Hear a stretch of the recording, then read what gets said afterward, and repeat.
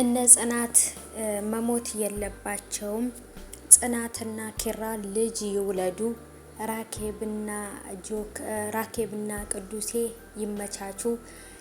ጆከርና ሰኒ ይጋቡ። ናሆምና ምህሮ ይጋቡ። በቃ በአጠቃላይ የራሳችሁን ሀሳባችሁ ዝርዝር አድርጋችሁ ኮሜንት ላይ እያስቀመጣችሁ እያየሁ በጣም ነበረ ፈታ ዘና ያልኩባችሁ። እና ውዶቼ ያላችሁት ነገር ትክክል ነው። እኛም በጉጉት እየጠበቅን ያለነው ድራማው ተስፋ አስቆርጦናል። በጣም አሁን ላይ የሚያስጠላ ፓርት ደርሷል። ዝብርቅርቅ አድርገውታል። ግን ደግሞ ቢሆንም በቃ የጽናት ድራማ መጨረሻውን እስከማይ ድረስ አላቆምም ብዬ ነው ቀጥዬ ያለሁት ማለት ነው። እናንተም እንደዛው እንግዲህ ፊልሚያ ላይ ናችሁ። ሰላም ውድ የተከበራችሁ የቻናሌ ተከታታዮች እንዴት ናችሁ? ከኔ ይወል ሰላም ነው። ሰላማችሁ ይብዛልኝ ባላችሁበት ውድ ቤተሰቦቼ። ተወዳጁ የጽናት ድራማ እንግዲህ ትናንት በተለቀቁ ፓርት ላይ በጣም አወዛጋቢ እና እንትን ነገሮች ተፈጥሮ ነበርና ለምን በቃ ጽናት አሁን ላይ ያደረገችው ነገር ስሜታዊ ሆና ነው ያደረገችው። ግን ደግሞ በጣም የገረመኝና ቤተሰቦቼ በጣም ያሳቀኝ አንድ ነገር አለ። እሱም ነገር ምንድነው? እንዴት ነው እዛ ጋር ሶሲን በጭስ አፍናት ከዛ እንደገና በሩን ከፍተው ገብተው መልሰው በሩን ዘግተውታልና በጣም ነበር የሳኩት ማለት ነው። ለካ ሰው ሲደነግጥና ሰው በጣም እንትን ሲሆን የሚያደርገው ነገር አያውቅም። ሶሲ በጣም ተዘርግታ ወድቃ ትንፋሽ አጥሯት ኦሬዲ ሬሳ ነው መስላ ተዘርግታ ያለችውና ሳሎኑ ቤት በጣም ታፍኗል።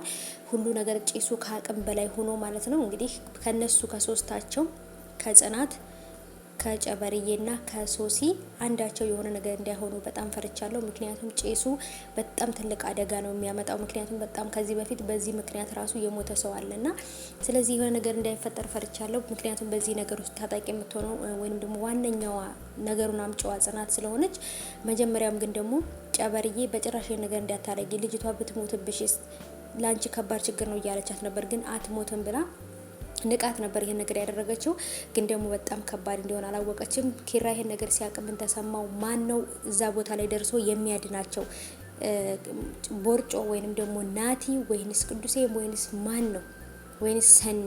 ምክንያቱም የተፈጠረባትን ነገር ለጽናት ለማውራት ሂዳ ከሆነ የሆነ ሰው ደርሶ ብቻ እንደሚያድናቸው ወይንም ደግሞ የሆነ ነገር እንደሚያረግ ግልጽ ነው። ግን ደግሞ ሳስበው የምሳ ሰዓት ወይንም ደግሞ ከስራ መውጫ ሰዓት ስለሆነ ኪራ ወደ ቤት ሲመጣ ይሄ ነገር ሊያይ ይችላል። አላቅም። ቤተሰቦች በጣም አሳስቦኛል ያሉበት ሁኔታ።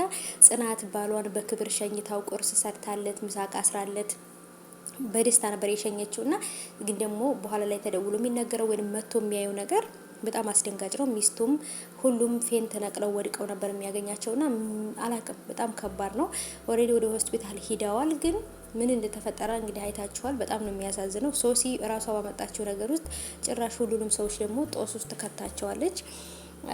እና ወዶቼ ኪራ ድርጅቱ በጣም በኪሳራ ላይ እስከሆነ ድረስ በዚህ ላይ ደግሞ ጭራሽ ሰውየው ሀናን ከኔ ጋር ካልሆነች ምንም ነገር አላደርግም እያለ ለማስፈራራት እየሞከረ ነው።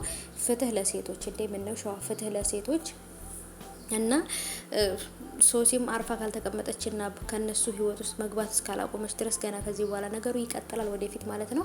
እና ደግሞ ጆከርና ሰኒ ትልቅ ችግር ውስጥ ተገብተዋል።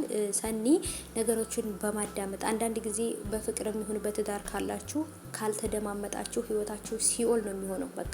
ስለዚህ መደማመጥን የመሰለ ነገር የለም።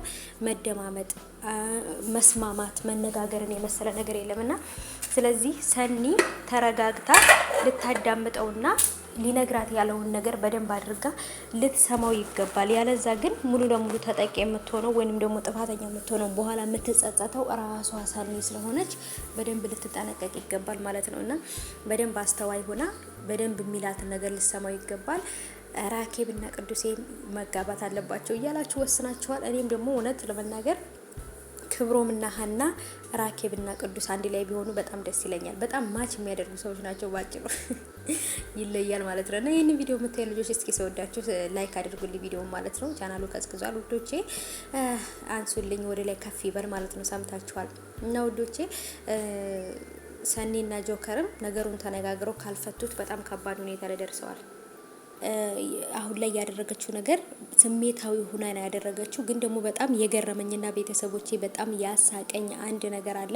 እሱም ነገር ምንድነው? እንዴት ነው እዛ ጋር ሶሲን በጭስ አፍናት ከዛ እንደገና በሩን ከፍተው ገብተው መልሰው በሩን ዘግተውታልና በጣም ነበር የሳኩት ማለት ነው። ለካ ሰው ሲደነግጥና ሰው በጣም እንትን ሲሆን የሚያደርገው ነገር አያውቅም። ሶሲ በጣም ተዘርግታ ወድቃ ትንፋሽ አጥሯት ኦሬዲ ሬሳ ነው መስላ ተዘርግታ ያለችውና ሳሎኑ ቤት በጣም ታፍኗል።